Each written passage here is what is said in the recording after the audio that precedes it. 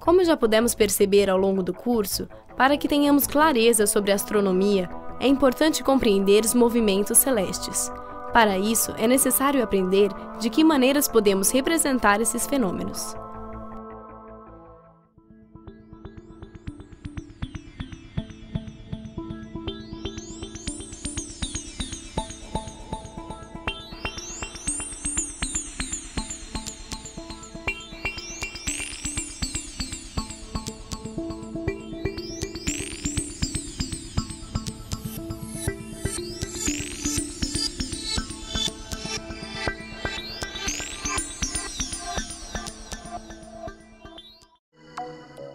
Vamos começar pelo caso das estações do ano.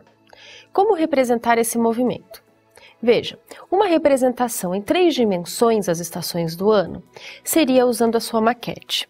Aqui nós temos uma posição de solstício, aqui nós temos um equinócio, o outro solstício e o outro equinócio. Como fazer essa mesma representação num plano em 2 dimensões? Veja, primeiro é importante notar que não é possível representar o movimento todo em 2 dimensões. Teremos que escolher algumas posições e representá-las, e depois representar o movimento por flechas, talvez. A escolha mais usual e didática são as 4 posições notáveis, ou seja, os solstícios e os equinócios. Dessa forma, todo esse movimento, de um ponto até o outro, fica subentendido pelo desenho. Temos que decidir que perspectiva usaremos. A perspectiva atual, aquela que você viu no vídeo agora, é a perspectiva lateral. Mas não vamos começar por ela. Vamos começar por uma perspectiva superior, ou seja, vista de cima.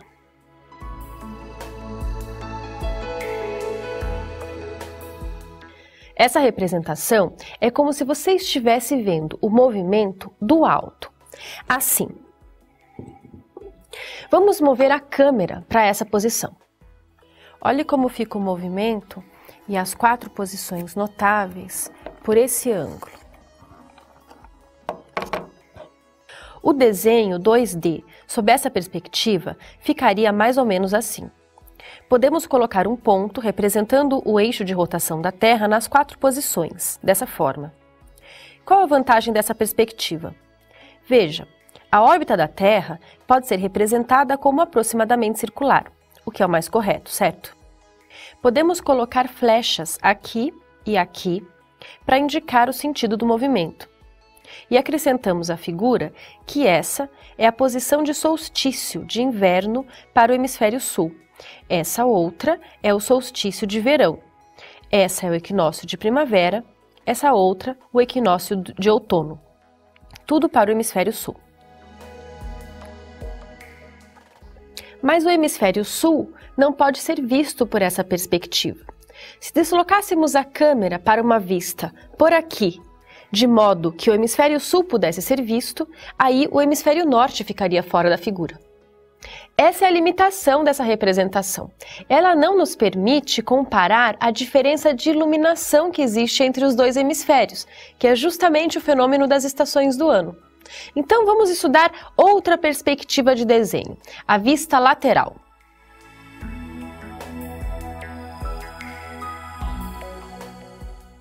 A vista lateral corresponde a você olhar o movimento daqui. Veja como fica, é mais ou menos a posição em que a câmera está. Perceba que na vista lateral o movimento circular no desenho se transformaria numa reta. E mais uma coisa, uma das 4 posições notáveis ficaria atrás da outra, então ficaria invisível no desenho.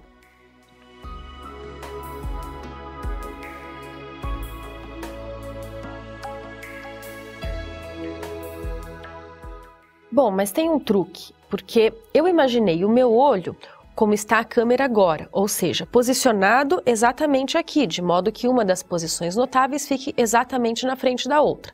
Mas eu poderia deslocar o meu olho ou a câmera um pouco mais para cá, ou mais para o outro lado, de modo que eu conseguiria, de alguma forma, representar as 4 posições notáveis num desenho só.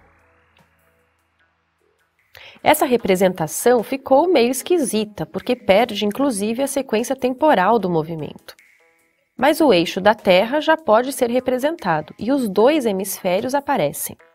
Bom, daí você vai precisar de bastante legenda, porque esse desenho ficou de difícil compreensão, não?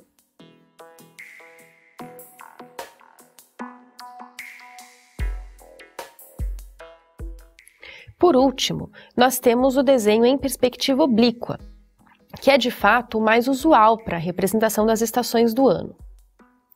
Essa perspectiva corresponde a um ponto intermediário entre a vista superior e a vista lateral. Vamos mover a câmera para cá para você entender um pouco melhor como se desenhar nisso.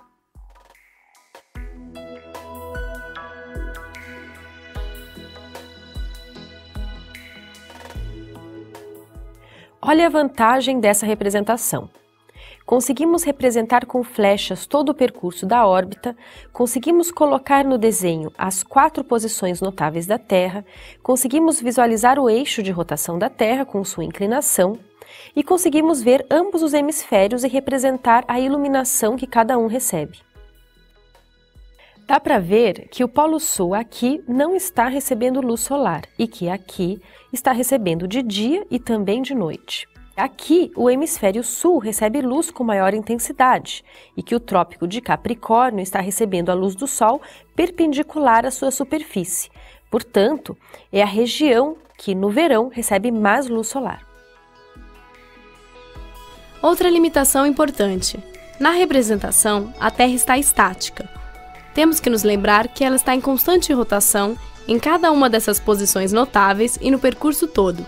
Isso pode fazer, por exemplo, com que os alunos confundam a posição noite com inverno, pois é difícil compor os movimentos de translação e rotação de uma figura estática. Você percebeu que as representações em 2D podem causar erros na interpretação dos fenômenos? Pois é, as representações tridimensionais nos permitem ver o movimento dos objetos em profundidade. É só comparar, por exemplo, a utilização do estelário com a utilização de uma carta do céu. As representações 2D sempre geram alguma distorção. Isso não é um defeito do ilustrador, isso é uma característica da própria ilustração. Por isso, às vezes é bom fazer um desenho, uma representação do mesmo fenômeno sob 2 perspectivas. Por exemplo, no caso das estações do ano, você pode fazer a vista superior e ao lado a perspectiva oblíqua. Isso ajuda a diminuir alguns erros de compreensão. Ajuda um pouco, porque o que ajuda mesmo é analisar uma representação bidimensional somente após ter feito a representação tridimensional do fenômeno, como fizemos no curso. Por isso é que enfatizamos repetidamente a utilização da maquete.